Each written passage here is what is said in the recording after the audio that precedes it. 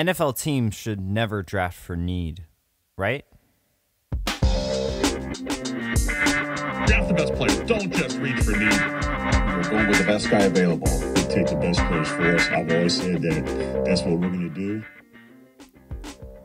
Hey 12s, welcome in.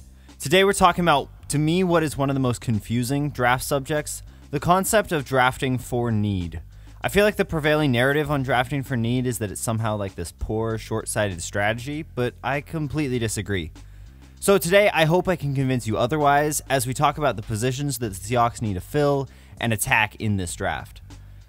The reasoning behind drafting the best player available, which is often seen as the opposite of drafting for need, is pretty simple. Like, if you draft the best player available, you'll just get good football players on your team. The theory is that you should always take the highest graded player on the board to fill roster holes through free agency and trades instead of filling roster holes through the draft.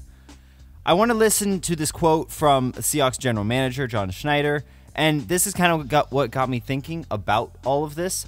He said two things that kind of seem to conflict. So listen to this first quote. Until you're, towards the end of the draft. Okay, that makes sense. Obviously, at the end of the draft, reaching to fill a roster hole is far more palatable because those guys are just lucky to make the roster. Okay, so that makes sense. I get it totally. That is an area where you probably do want to draft for need. But just 1 minute later in the same interview, Schneider said this. Like I told you guys before, we don't draft, we don't grade for the league. We grade for our team, so that grade is incorporated with need. Okay, so what is it? Do the Seahawks draft for need? And is that a bad thing? The quick answer to the question of do the Seahawks draft for need is yes, absolutely. All NFL teams draft for need. There's a reason why people talk about team needs before the draft so much, because they're a great way to figure out some of the likely positions that the teams might target. So if you're building a mock draft, you should be considering team needs. So now let's answer if this is a bad thing. I don't see any problem with drafting for need or grading players based on how much your team needs that position, right? The logic of taking the best player available might seem to be sound, but let's change the best player available to the most beneficial player available. While that might seem like the same thing, these are vastly different. If the Seahawks took a wide receiver at 16 overall, while that player might have the highest consensus big board projection, or maybe even all the Seahawks scouts think he would be the best player available, you have to acknowledge that he wouldn't actually be the most beneficial player, because he would be fighting for snaps with DK Metcalf, Tyler Lockett, Jackson Smith-Njigba, and Jake Bobo. So a wide receiver being a better player would be kind of meaningless because that player wouldn't be able to contribute as much.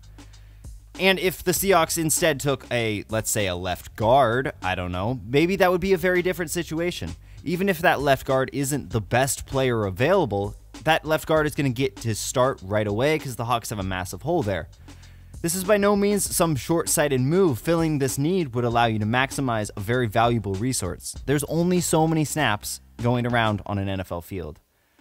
I understand the concept of just get good football players, but ignoring the path that the player has to go through to actually get snaps and return value doesn't make any sense. Right? We're not going to ignore valuable information and be like, oh, well, if we have 10 great wide receivers, that's good. Well, no, because none of them are going to actually get to develop. Drafting for need is not some like luxury that great teams have, and if you're not a great team, a Super Bowl contender, then you have to, draft for just the value, right? It is something that every team should be looking for. Pretty much, I guess, like the true tank rebuild teams are the only ones because they just have so many holes in their roster that they can go best player available, I guess. But that's really just because they need everything pretty much equally. Otherwise, you obviously don't just want to take the best prospects, but you want to take the best players that will excel in your scheme, and yes, the best players that will fit a need. So, with that being said, what are the Seahawks' needs? So I have these needs ranked into 4 tiers: desperate need, a slight need, and absolutely no need. Starting with the positions that I think the Hawks have no need, I have kicker, punter, and wide receiver. I would be very surprised if the Hawks spent really any significant draft capital on these positions, because we have very established starters with these roles. Obviously, you're not replacing Myers or Dixon. They're both on long-term contracts, and I think they were, pretty good last year, so I don't think you're moving on from them. Again, wide receiver, I just talked about it, right? We have 4 guys that You know, I think they're already kind of cannibalizing each other's snaps. So I do not want to add anyone. Obviously, like, everything changes if something crazy happens. There's a point where the value is just too good, but excluding, you know, the craziest draft fall in NFL history, I can't picture the Hawks drafting a wide receiver, a kicker, or a punter anywhere high in the draft. Okay, next I have slight needs. For me, this is offensive tackle, cornerback, edge, running back, tight end, and defensive tackle. These are all positions that I could see the Hawks upgrading in the draft if the right player was there. But if we just went into 2024 with the group that we have here, I feel fine. Offensive tackle is pretty tricky. That just comes down to if Abe Lucas is able to get healthy, but I feel like we got some pretty good depth there. Corner is a position that you could upgrade with Spoon playing mostly from the slot.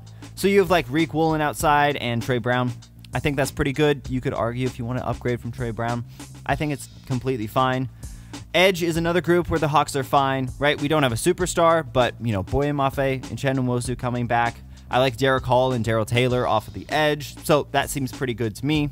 Defensive tackle, right? Same story here, right? We don't have an elite group, but we have enough guys and enough role players that I think we should be completely fine. So you can definitely upgrade, but by no means do you have to. Same thing with running back and tight end. You could always add a guy, but the starters are pretty great there, so we're just going to leave it. So for me, these are all slight needs. You could upgrade, but you definitely don't have to.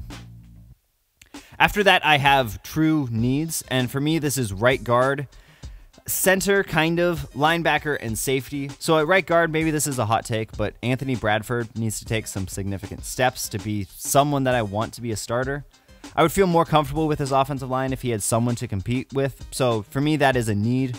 Similar is pretty similar to me, right? Oluwatimi, I'm pretty confident in him. We also have Nick Harris backing him up. So slightly different situation, but you could always add a guy in there. You know, I don't think either of those guys are going to be like these really good centers. I think best case scenario, they're a pretty decent one. So you could definitely add or try to find another young player to compete there. Linebacker, I don't know if this is a starting role per se, but I do think that Baker and Dodson will be needing someone to be that LB3 and also have the future upside. They're both here on one-year deals. You don't want to have to replace both of them next offseason. So I think linebacker is actually a fairly big need. That's something that I've really been looking for, like, okay, who can the Hawks get in that third round? Because that's really important to get that depth linebacker. Safety, similar story, right? We have Julian Love and then a bunch of short-term contracts.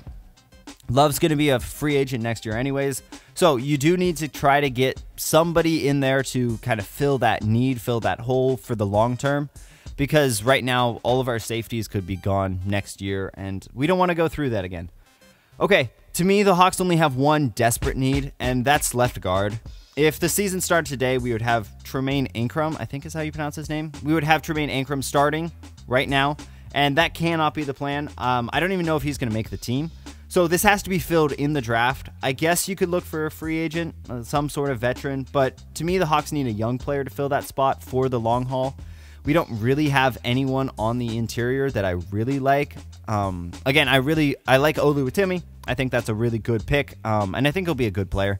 He showed that last year, but he's not somebody that you're like, oh yes, we're gonna have a great interior piece right there. You know, the foundation of our interior is not really there. So I think that this is really in play at 16. I'll get to my mock draft later, but I think getting a player, probably someone who played tackle, that you plan to kick into guard would fill this massive need. So that is what the Seahawks need in this 2024 NFL draft. I will be getting to even more draft content later, but please let me know your thoughts in the comments. I'm really interested to see what you think about my whole drafting for need thing, and also what you think the Hawks needs are. Please like and subscribe. I also have a link to my Patreon in the description. I really appreciate your support.